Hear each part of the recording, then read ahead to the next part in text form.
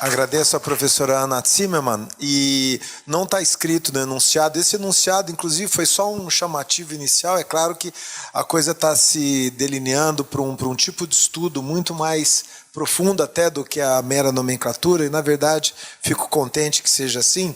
E uma parte desse nosso projeto aqui de seminário, indiscutivelmente vai ser uma necessária, assim, uma incontornável aproximação, né? Muito importante, inclusive é uma discussão do professor Tito Bonagamba, junto com o professor Cristiano, que já tem sendo desenvolvida há um bom tempo, que é a formação das nossas crianças, dos nossos adolescentes. Porque existem dois caminhos só, pelo menos é o que eu estou vendo: a música e o esporte. Nós não temos educação. Não há método pedagógico que supere o esporte como atividade para as crianças e a música, né? Inclusive o teatro, ele não pode ser tão precoce. O teatro precisa de uma certa maturidade, senão os atores, atrizes mirim já vão ter aquele cacoete de criança falando quando ficam adulto. Até eu já conversei com alguns colegas do teatro. Mas a música, quanto mais cedo você começar, melhor, e assim como o esporte, né? E por meio do esporte e da música, nós damos noção de coletividade, nós damos noção de autoestima, de descoberta da excelência da própria criança, que ela pode ser depois como um adulto, né? E é o interessante que, se a gente faz, por exemplo, um projeto só de música, nós temos alguns, São Joaquim da Barra, né, no Centro Cultural Carlos Alberto Nicolau, nós temos uma parceria, o USP Música Criança, lá estamos formando crianças, que é o nosso melhor polo, São Joaquim da Barra, que é uma cidade maior, em Ribeirão Preto é uma cidade menor, a gente não conseguiu ainda ser tão grande, mas estamos crescendo também. O que a gente sente é o seguinte: se a gente tivesse, junto com o projeto da música, o projeto do esporte, porque tem muitas crianças que têm mais talento para o esporte do que para a música, tem uns que têm mais para a música, tem uns que são bons nos dois, tem uns que não vão ser bons em nenhum dos dois, mas o interessante é que elas possam ter essa possibilidade de atividade que tira da droga, tira dos caminhos, assim, digamos, menos favorecidos, e a gente faz isso com crianças realmente de comunidades precárias financeiramente. E funciona, elas se descobrem, né, como artistas, como esportistas. Então, nós temos que conversar mais, porque não existe outra solução para a educação que não seja música e esporte, né? E, professor Alexandre Silva Costa, que tem conhecimento grego, sabe que até os espartanos, os atenienses gostavam de utilizar, inclusive a ideia, os mesmos que inventaram o teatro, a tragédia grega, inventaram as Olimpíadas. Era tudo um processo muito confluente, né? Inclusive a palavra musique originalmente nem excluía o que seria hoje a educação física, estava incluído, né? E os gregos não são tão ruins assim como referência, a gente pode aprender com eles. Agora, nós estamos trabalhando num tipo de educação conceitual, metodológica, se fala muito em método, né? A gente adora falar, a gente ouve muitas pessoas da área da pedagogia falar em método, né? Mas a gente tem que ter a praxis, nós temos que ter, inclusive nesse sentido, o teu discurso é absolutamente confluente com o do professor Micheletti, a praxis que forma, né? Inclusive o Juvenal, que era aquele filósofo romano, ele dizia, né? Você tem que ter um corpo, você tem que rezar para os deuses para ter uma cabeça boa num corpo saudável. O resto é insanidade. Essa é a frase do Juvenal, né?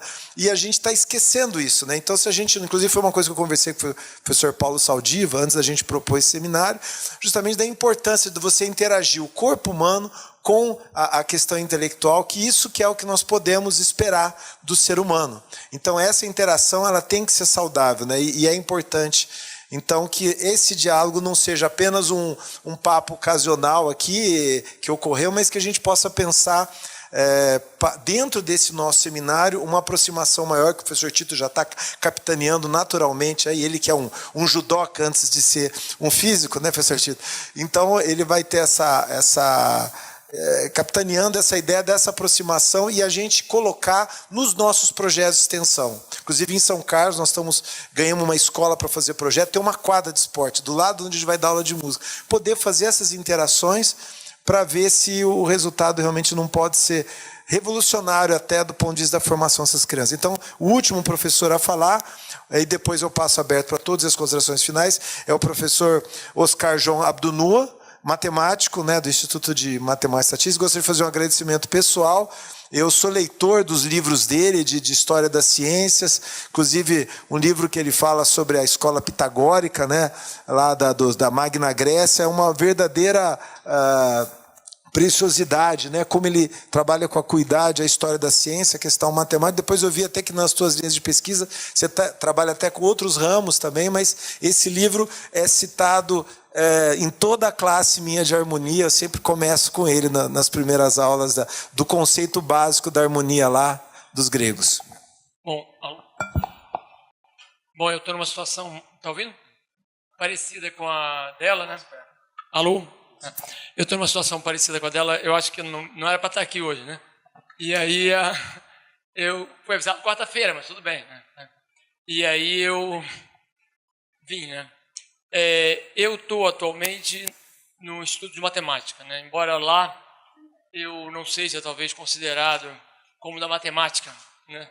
Até porque pela história que eu vou contar um pouquinho agora, eu fui cair nessa condição, né? E é curioso também que às vezes quando eu estou em contextos externos ao IME, me xingam de matemática. Por exemplo, quando eu discuto com um médico que está insistindo em seguir o protocolo, apesar de que o sentido é outro, aí eu recebo o xingamento clássico: você é matemático, né?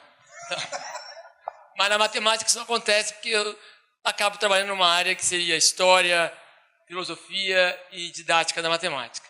Bom, vou contar rapidamente a trajetória minha e algumas coisas que digamos, um sentimento que eu tenho em relação ao que vocês estão discutindo aqui, rapidamente, tá? Eu fiz engenharia eletrônica, não sou matemático. Aí trabalhei 2 anos no radar do avião AMX, São José dos Campos. Aí depois eu não estava gostando muito, eu resolvi sair, eu pensei, bom, eu me inscrevi para o IMPA, no Rio, e tentei aqui na USP, aí acabei conseguindo os 2. Aí fiquei pensando, bom, é melhor ir para a universidade, né? Porque a universidade eu tinha a imagem, né, de que, bom, vários versos, né? Então eu vou ter essa possibilidade de lidar com várias áreas, sei lá, eu imaginava que eu vindo para a universidade eu iria explodir. Quer dizer, acho que eu explodi, mas não foi bem como eu imaginei que eu explodiria. Não vou falar do que eu explodi, mas deixa para lá, depois eu falo. Enfim, aí eu vim para a USP, eu imaginava que assim, fazer pesquisa, eu iria pesquisar alguma coisa, ia atrás de um tema, e à medida que eu fosse precisando de coisa, eu ia atrás. Vou precisar de um biólogo, vou atrás, vou precisar do músico, eu vou atrás, do físico, eu iria fazer várias coisas dessa natureza. Isso não foi bem assim que foi acontecendo, mas no início, por exemplo, eu ia dar aula de cálculo na FAO, né? E aí, bom, eu estava na matemática, então, supostamente, eu sou um professor na matemática. Então, eu ia dar aula de cálculo na FAO, e aí eu procurava conversar com professores de arquitetura para saber onde é que está onde eu posso aplicar cálculo nos cálculos arquitetônicos. Muitas vezes, assim, acabava frustrando um pouco, existia um pouco uma dificuldade de conseguir esse feedback, e, ao mesmo tempo, uma distância entre o que era dado em cálculo e o que eles usavam em arquitetura também. Então, existia um pouco esse problema, eu fui deparando com isso. Depois eu comecei a dar aula na ECA, né? Eu dei aula na ECA há 4 anos de fundamentos de acústica, fundamentos acústicos da música, né? E aí lá na ECA tinha até um certo apoio, o professor Ville, era um professor que me apoiava muito, acho que ele não está mais lá, né? Né? E aí depois aquilo acabou me estimulando, não tinha muito apoio assim, eu dava aula voluntariamente, né? Não contava em carga didática, mas acabou no doutorado, que eu saí lá do São José, vim para matemática, fiz mestrado em geometria. E no doutorado eu resolvi fazer em heurística, né, a descoberta e tal, dentro da matemática. E como eu estava muito envolvido com a música, eu também estudei música, mas como amador, né, eu resolvi fazer uma relação entre a matemática e a música do ponto de vista didático, né. E aí comecei a envolver muito nessa área interdisciplinar.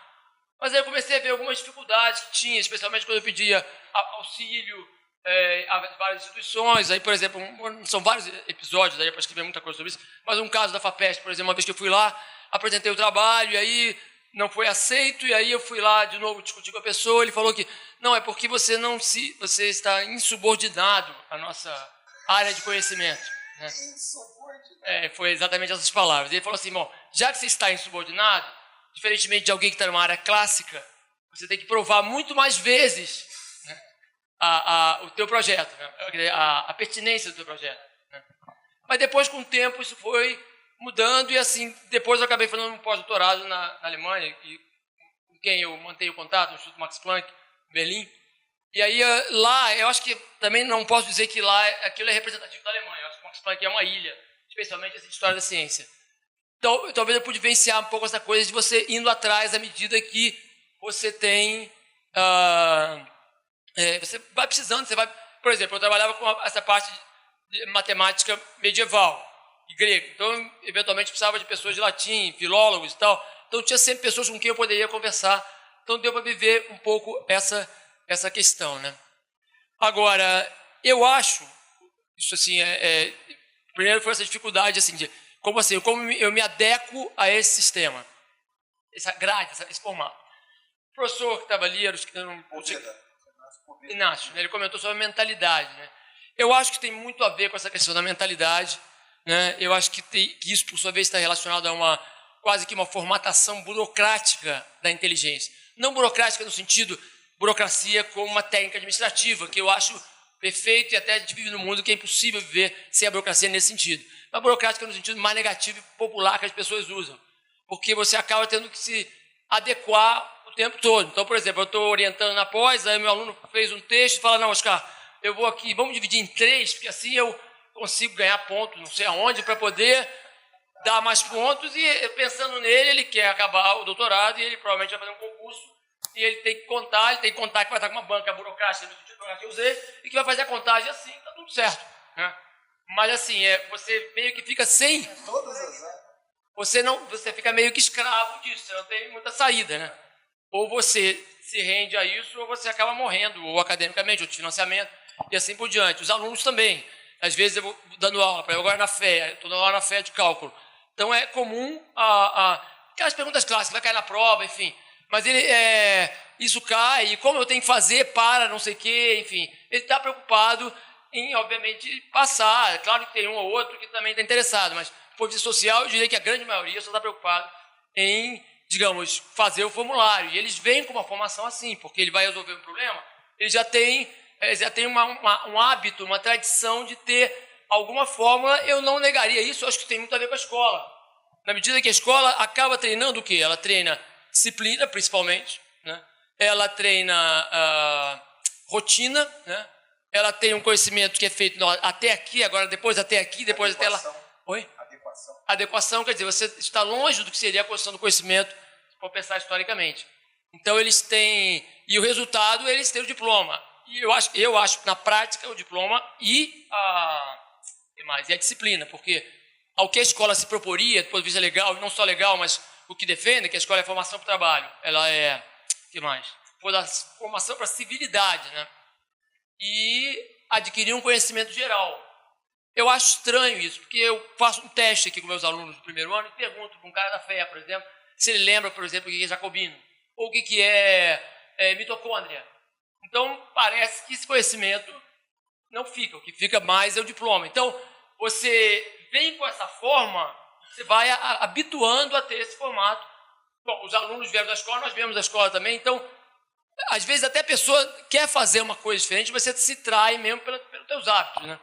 Então eu vejo essa questão da mentalidade uma coisa que é central, né, nessa questão. Outra coisa que eu tinha pensado que... bom, acho que era basicamente isso que eu ia comentar. Aquele comentário que fez sobre a teologia no século XIX, né? Que fez, acho que foi o próprio professor... Não, foi o Tomás que falou. Ele comentou, né? As escolas alemãs, os teólogos que dominavam, que trouxeram muitas vezes o método das ciências naturais para a questão. E pensando também, nas universidades, o século XIX é um momento que muitas universidades se tornam laicas, né? A USP é um caso particular que ela já nasce laica, mas se for pensar, né? Então, assim, isso talvez, precisaria aprofundar, tivesse algo a ver com essa mudança de valor, né? Que obviamente tem a ver com o consumo, como o Alexandre, né, falou, mas assim, teria a ver também com esse modo de essa mudança de foco, né? Mas o que eu vejo, essa maior dificuldade é mais nisso que eu estou chamando de formatação burocrática da inteligência e como você tem que lidar com isso, né? Um outro exemplo de uma banca que me chamaram para uma banca na Pelete, na Letras. Eu acabo sendo chamado para alguns lugares que às vezes eu não tenho a ver necessariamente. Era uma banca sobre como é que é? Esqueci agora. Sobre esqueci o nome que se dá quando você não usa na língua com cuidado, por exemplo, por favor, etc. Esqueci a palavra. Os vários termos que estão por trás disso, né? Na língua árabe. Era uma banca sobre isso. Enfim, o rapaz fez uma apresentação, achei brilhante, mas aí no meio lá ele colocou Foucault, né? Foucault não, era Vygotsky. Mas não estava articulado com o resto do trabalho, né? E aí, depois acabou, eu falei, aí Flávio, mas eu achei ótimo, só não entendi aquilo. Ah, não, o orientador falou para colocar, né? Então, às vezes, também, essa coisa do trabalho, que acaba, em vez de ser algo que você persegue, né?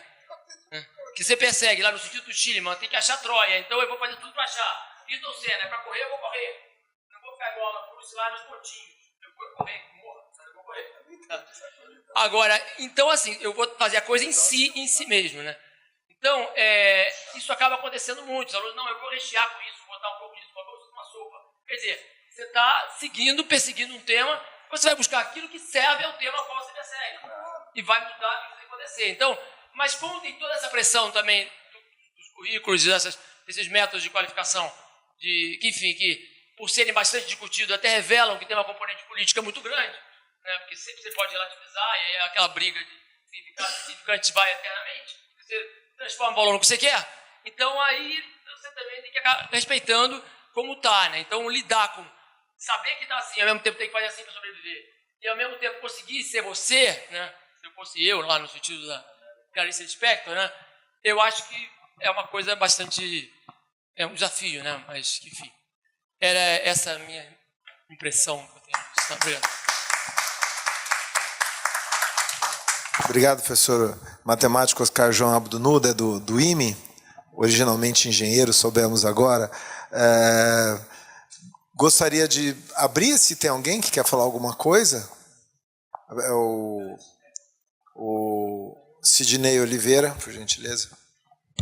Bom, primeiramente, parabéns, professor Rubens, pela iniciativa do seminário, que é, na situação da educação hoje, tentar juntar todas as áreas, né, o máximo possível.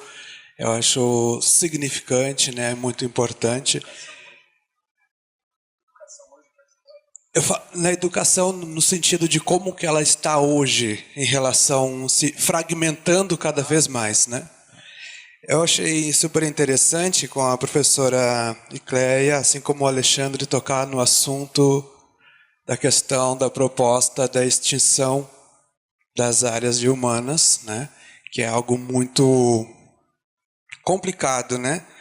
É um questionamento que eu faço, a professora da CAPES, infelizmente já saiu, né? E nós devemos lembrar que são docentes que estão à frente da CAPES e da CNPq. Então, se há uma questão em relação a Qualis, por exemplo, são os docentes que estão fazendo isso. Exatamente. Há uma questão dentro do próprio departamento, há uma questão da instituição e do docente que está indo para a CAPES que não tomam uma atitude em relação a mudar isso, né? Mas para mim é uma pergunta que eu deixo em aberto, porque há vários professores que eu acho muito importante em relação a essa questão da extinção dos cursos de humanas. Porque a pergunta é: qual a ação real da instituição, da universidade, dos próprios docentes, presidentes de instituição de ensino e de pesquisa, né? Apesar de ser importante, parece que a única atitude é no meio intelectual. Então, a prática fica apenas no meio virtual, no sentido de notas de repúdio, que eu acho isso insignificante, sendo radical. Notas de repúdios em grupos de estudo, em sites da própria instituição, assim como em curtidas e em compartilhamentos de redes sociais.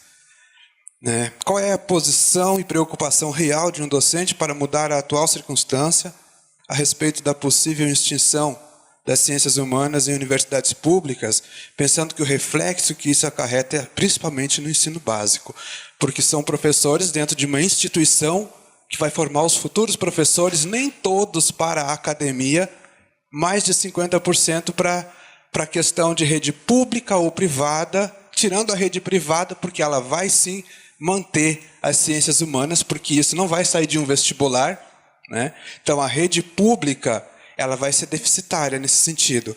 E esses alunos que são formados quando não são bacharéis e são licenciados e não vão ter onde trabalhar, como você muito bem apresentou, né, professor?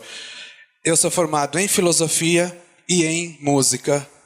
E dentro da academia, minha pesquisa sempre foi filosofia da música, né? Hoje, com o professor Rubens, como supervisor de pós-doc, também nessa linha, voltado, hoje mais feliz ainda, porque hoje eu voltei para uma pesquisa voltada para o Brasil, que é a questão da cultura popular, a questão da viola caipira.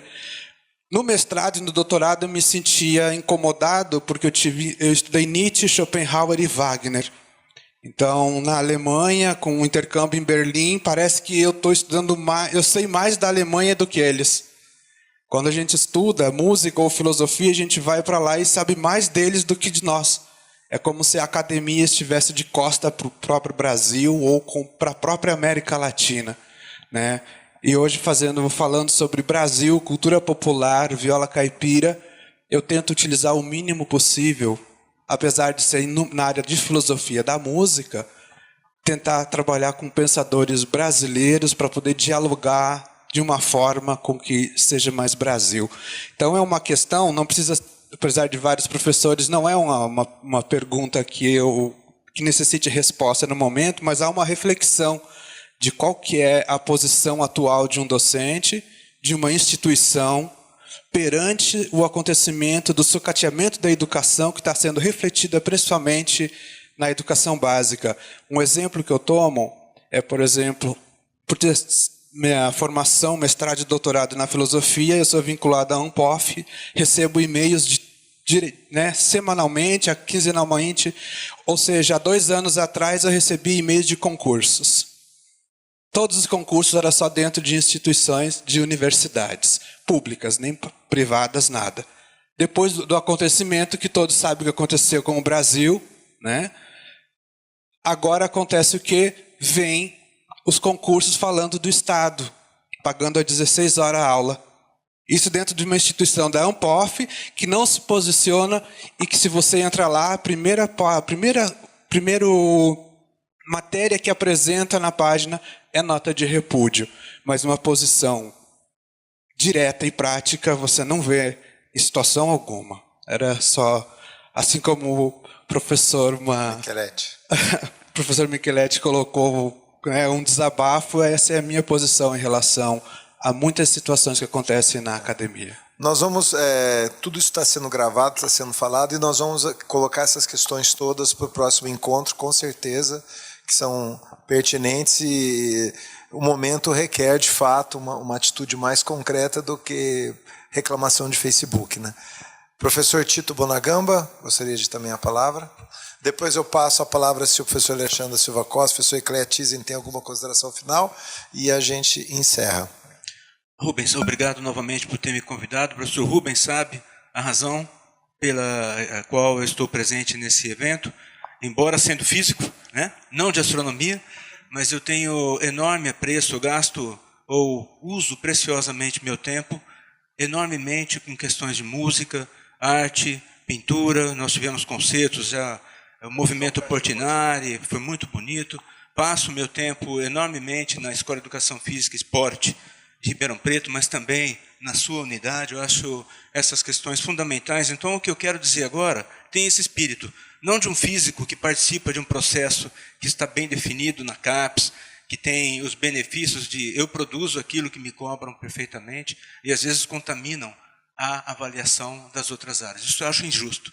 Aliás, dentro da área de física, o nosso programa, por ser interdisciplinar, as pessoas que produziam fora do ambiente da física, química medicinal, publicando as melhores revistas, não tinham uma avaliação qualis adequada no nosso programa. que nós tivemos que fazer?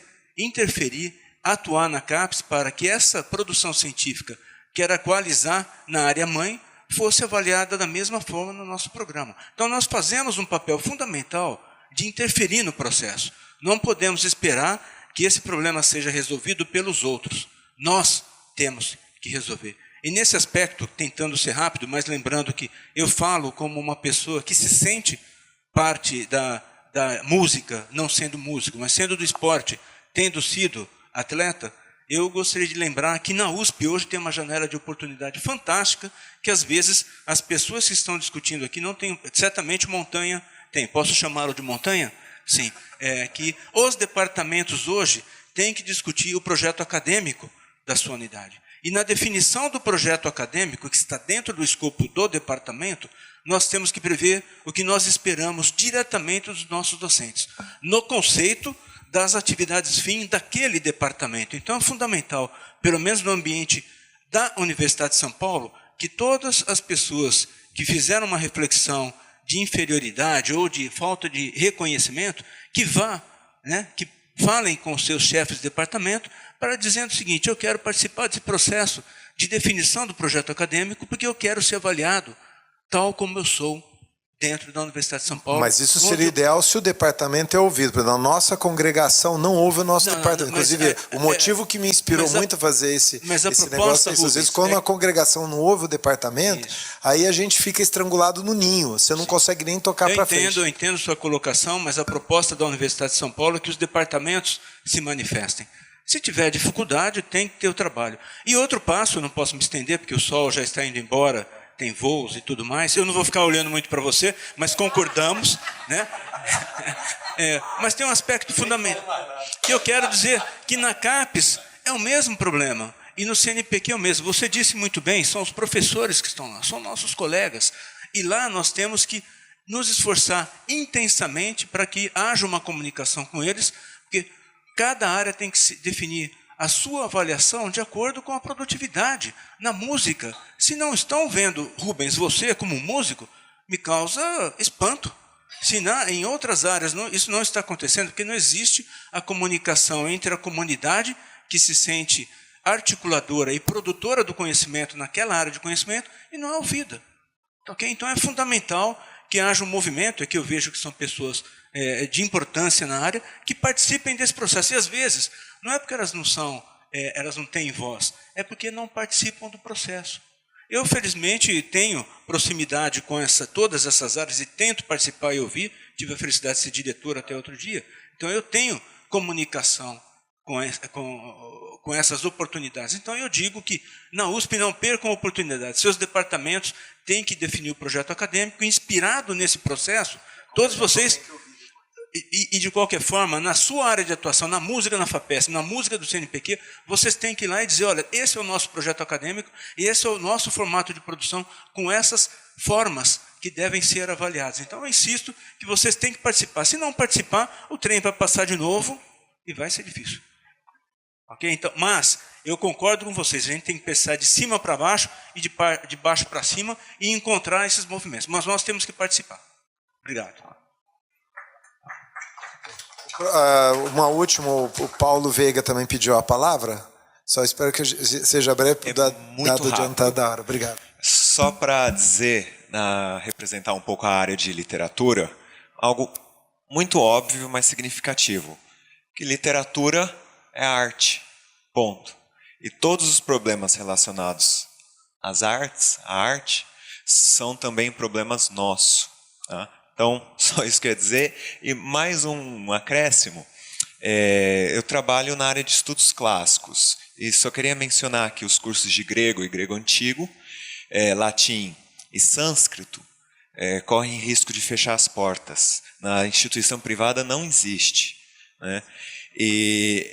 Então, a USP é o último reduto. O sânscrito fechou. O sânscrito fechou. Né? O russo fechou. O sânscrito é a língua dos antigos hindus, digamos assim. Fundamental para a área das humanidades. Fundamental. Fechou, o russo fechou. Grego é um equilibrista assim, próximo a cair no precipício. O latim ainda se sustenta porque tem um pseudo-discurso da erudição, que não é legítimo, mas pelo menos se sustenta de alguma forma. E só queria mencionar isso, que é muito grave, né? Obrigado.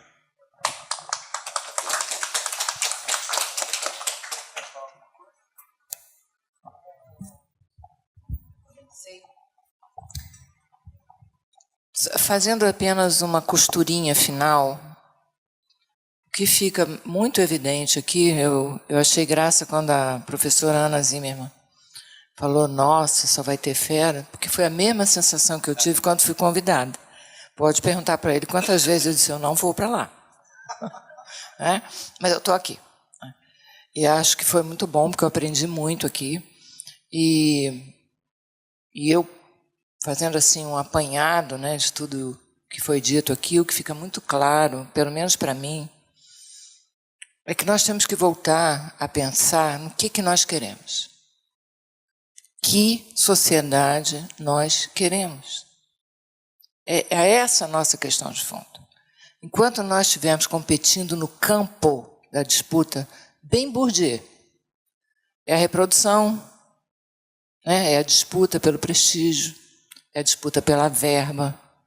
E, ao mesmo tempo, ouvindo os depoimentos dos departamentos, dos cursos, percebeu o seguinte, é de dentro que nós vamos mudar. É de dentro. A instituição reproduz a sociedade. Se na sociedade nós estamos brigando, quebrando pau, nós vamos quebrar dentro do departamento. Não vamos mudar nunca. Porque a gente vai confundir todos esses valores e não será capaz de fazer aquilo que uma parte do meu trabalho eu apontei, que é nós somos a CAPES e o CNPq. É ilusão a gente achar que eles estão lá e nós estamos. Somos nós lá. Então, nós temos que trabalhar os documentos de área, toda área tem o seu documento de área. Temos que prestar atenção que eles existem, porque muitos nem sabem que esses documentos existem.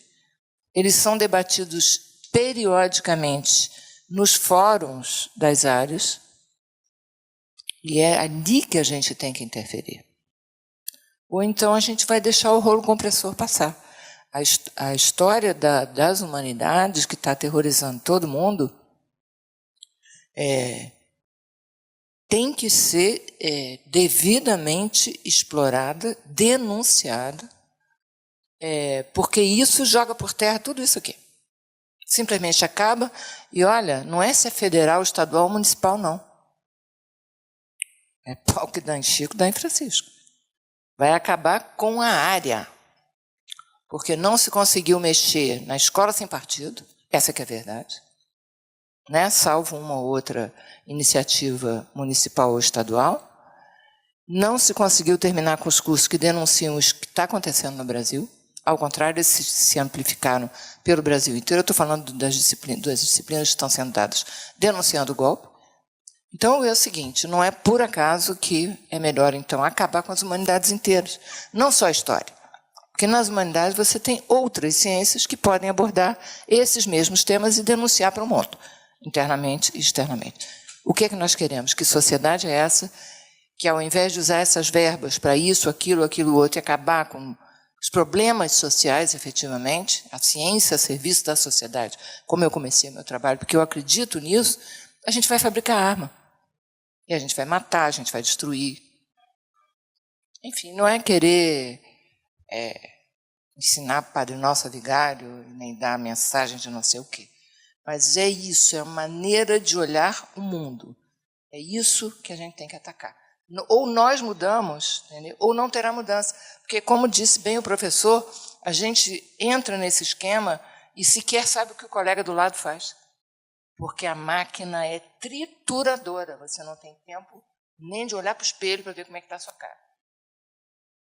Um pouco assim. Desculpe o desabafo, mas para ter.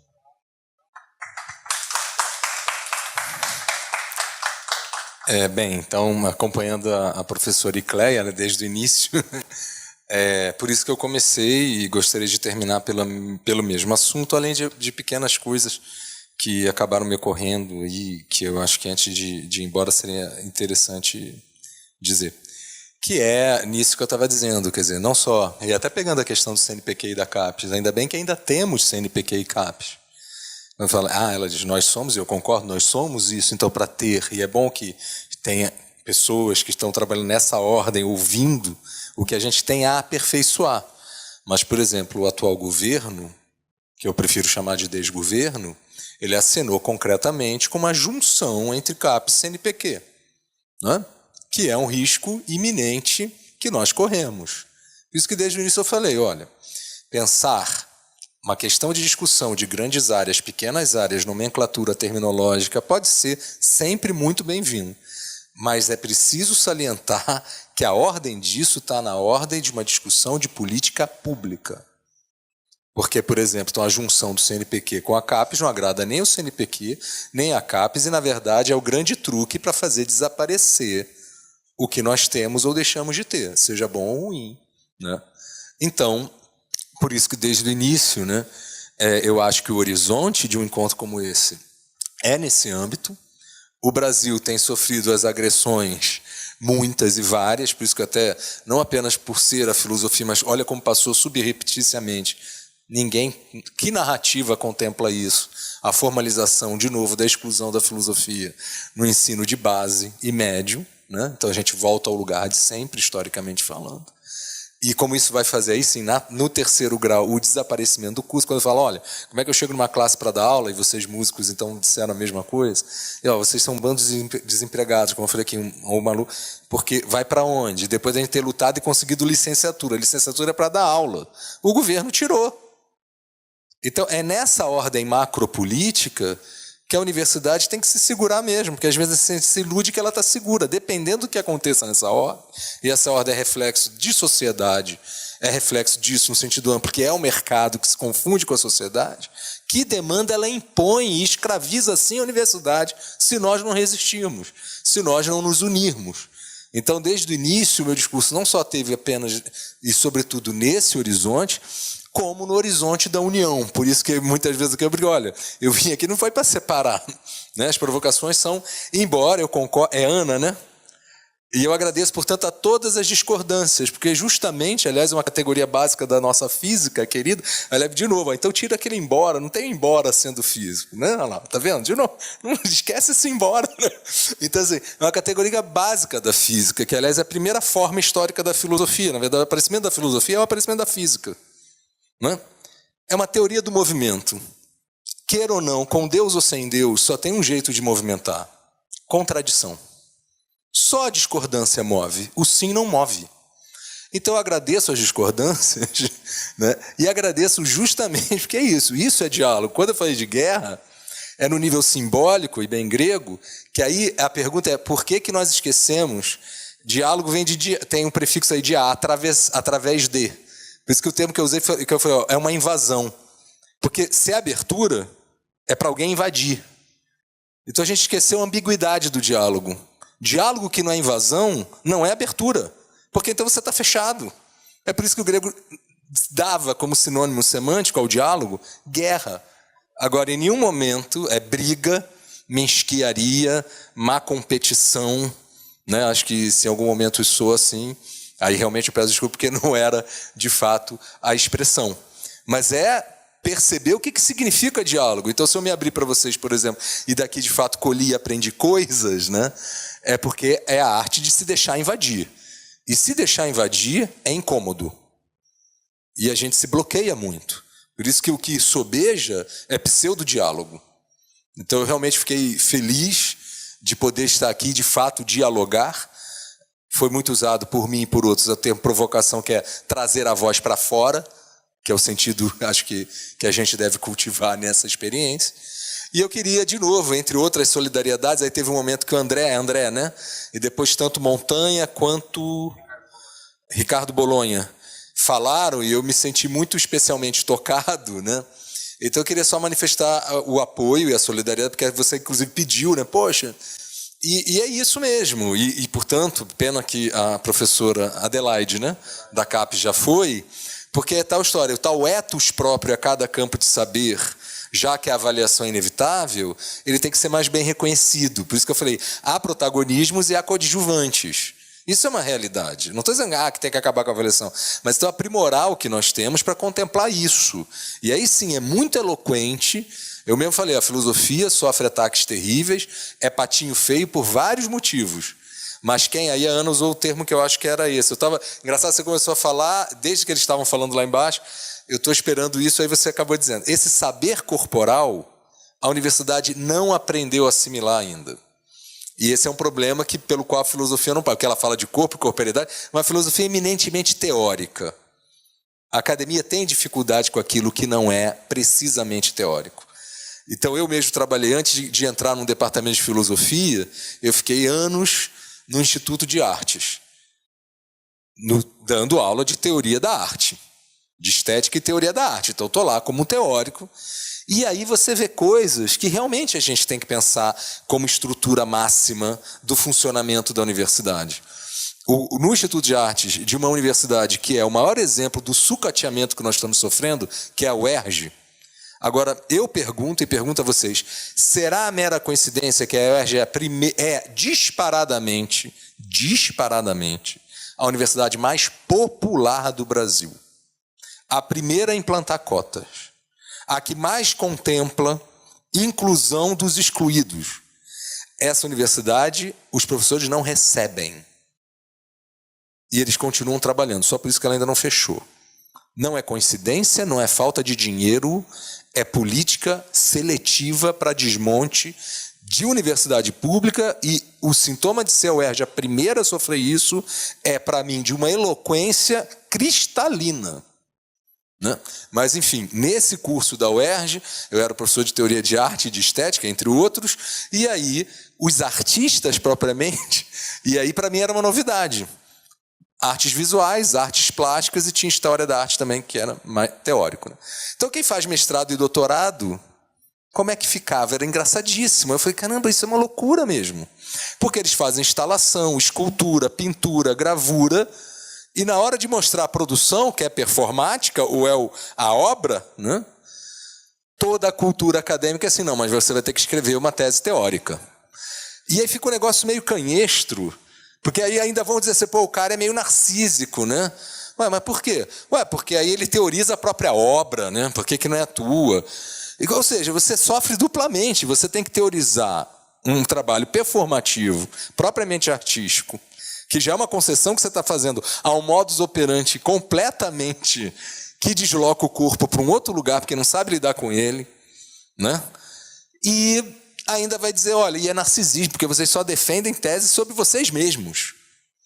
Então, a minha plena solidariedade também por experiência, né? A essa dificuldade que nós temos que contemplar melhor, porque é um lugar que, ainda bem que tem guarita aqui, né? Esse corpo, mas parece que nós ainda não conseguimos assimilar bem como lidar com ele, como dialogar com ele, como contemplá-lo no corpo do músico, no corpo da produção artística, no corpo, então... E isso, então, são aperfeiçoamentos necessários em favor da diversidade da unidade, né?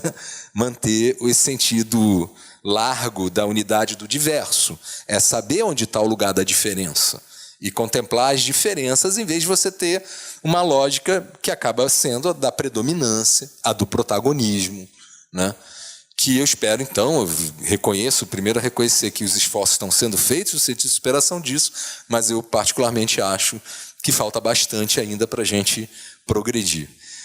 Então, agradeço mais uma vez a atenção e o carinho de vocês. É por isso que eu boicoto a Ampof, tá? Eu já não vou a Ampof, não tenho ido a Ampof. Tá? Mas que é um problema geral da nossa impotência, né? Geral que eu digo, aí pensa o universo em que a gente está, não a universidade, o universo maior. Sobra para a gente rede virtual, né? Você fica ali reclamando, e aí João Cara dá umas canetadas e acabou. Você faz o quê? É o pior lugar possível esse nosso, né? A impotência.